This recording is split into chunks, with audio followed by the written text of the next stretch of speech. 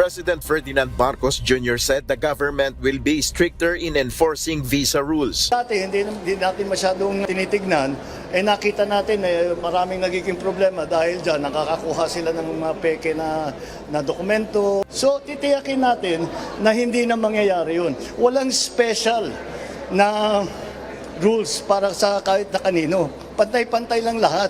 Pero gagandahan namin ang enforcement doon sa examination, doon sa mga nag-a-apply ng visa o doon sa mga nagko-convert doon sa tourist visa, student visa at yung mga bumibili ng lupa dahil nagtatanggap sila na Pilipino sila. Meanwhile, President Marcos questioned how Bamban Mayor Alice Guo was elected. Well, matagal na namin naimbestigahan yan, kaya naman nahuli yan eh.